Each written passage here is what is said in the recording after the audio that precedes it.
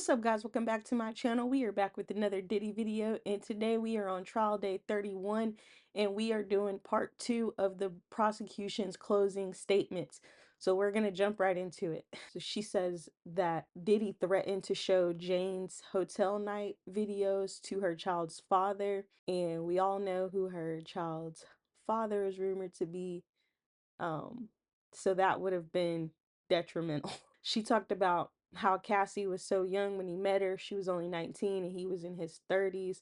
And then when they started dating, she was only 21, and that he basically molded her into what he wanted her to be. And she pointed out to a time that Capricorn Clark testified to on the stand that he told Cassie to turn around and walk back to him, and she did it, and then he looked at Capricorn Clark and said, "See, total compliance." She said that he made Cassie dependent on him by trapping her in that 10 record deal and never releasing any of her albums, and how he bought her car, he paid her rent. She had a chance to do a Common video and he made her turn it down. And his threats didn't only stop with her, but they extended to her parents. When he found out that she was cheating on him with Kid Cudi, he demanded that her parents pay him $20,000 that he had spent on her, and they had to put out a second mortgage on their house and get a loan to pay the 20,000. And although he paid it back just a few days later, it still put a lot of unnecessary strain on them. He yelled at her stylist, Deontay Nash, about her hair at Vanity Fair. Dante had styled her hair and had it down, and he was mad and he was like, "I want it up." Deontay was like, "I think it looks good down," and he yelled at him and like yoked him up. And then Deontay put it up as fast as he could, and then Diddy was like, "See, it looks much better." She talked about the time where he attacked her at Prince's party until Prince's security had to actually break it up. And she said that he did this in front of his former assistant Mia. She also talked about the time where he attacked her in Vegas, and she was curled up underneath the toilet and he was just wailing on her, and the security guard D-Rock actually cried, but he didn't intervene, but he cried.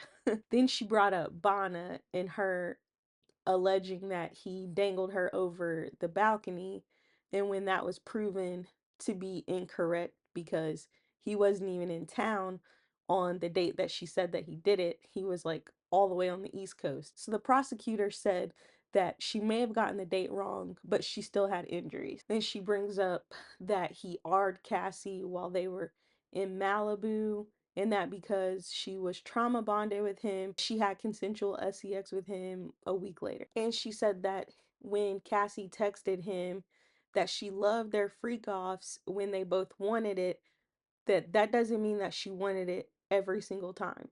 And when he would have her lay on the ground and have the entertainers or the dancers, whatever you want to call them, urinate in her mouth, that nobody would want that. She also pointed out that the freak offs were more for Diddy and they were his fantasy. That during one of the videos, you could see that Cassie was pleasuring herself, and instead of focusing on her, he had the camera focused on the male dancer instead. So she said this was clearly more for him than it was for Cassie. Then she talked about the incident at the Intercontinental Hotel. She said that that DV was in the middle of a freak off session between Cassie, Diddy, and Jules, a dancer. And Cassie and Diddy had gotten into a fight, and Cassie had a movie premiere coming up, and she didn't want to be bruised and all of that for her movie premiere, so she ran out of the room. She didn't take her shoes or anything. She ran out trying to get away from him, and then he chased her down and he grabbed her bag and her phone, took it back to the room, and then he came back and basically proceeded to try to drag her back to the freak off. She said that the defense is trying to make this seem like this was only a DV situation, but she said this was about a freak off and that this could be considered S trafficking. Then she pointed out another freak off where Diddy and Cassie got into an argument because she was on the computer and he wanted her to come in the room where he was, and I guess she wasn't moving fast enough, and he said, "B, when I tell you to come, then you better come. And Daniel Phillip, the dancer, I guess it turned him off and he couldn't perform. So the prosecutor said that this is still considered S trafficking because he was there for the SEX. So even if the SEX didn't happen, it's still considered S trafficking. Then she talks about a time where Diddy threw Cassie off of a boat in another country because he said that she stole his drugs. And then on their flight back to New York, she tried to move seats so she could be away from him, but he changed seats as well so that he could be right beside her. And he showed her video of the freak offs on his laptop and told her that he would release them. Then when they got back to New York, they had a freak off, and the prosecutor said that was because she was afraid that he was gonna release her video, so she wanted to make him happy, so she complied. And the prosecutor said that that was clear-cut coercion. She talked about the time when Jonathan Perez found a video of Jane having a freak off and said that he told KK about it.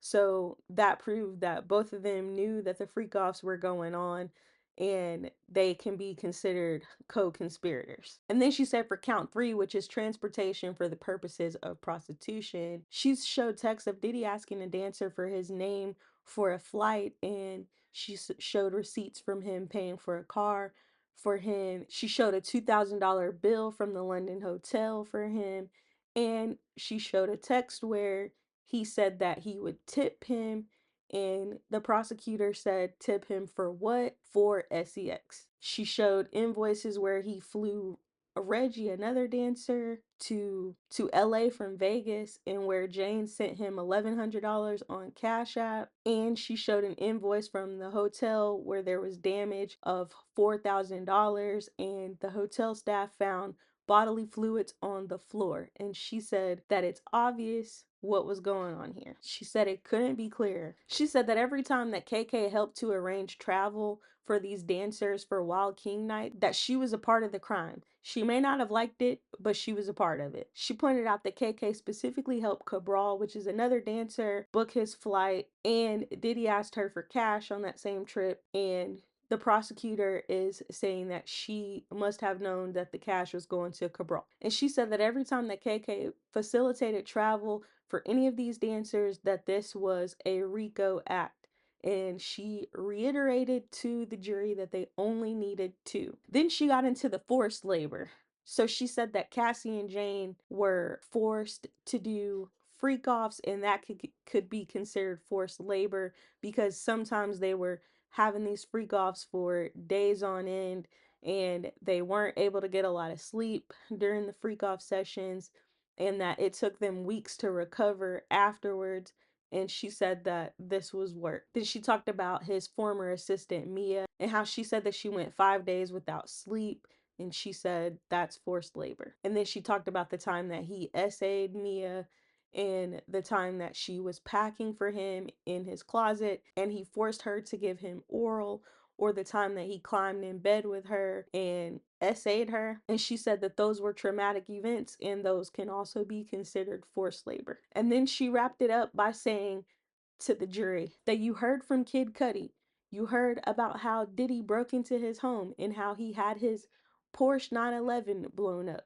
You heard from Regina Ventura and Deontay Nash, and they showed you how he ran an enterprise and had total control over it. Then she said it's time to hold him accountable. It's time to find him guilty. So what do you guys think about that? Do you think that these were good closing arguments?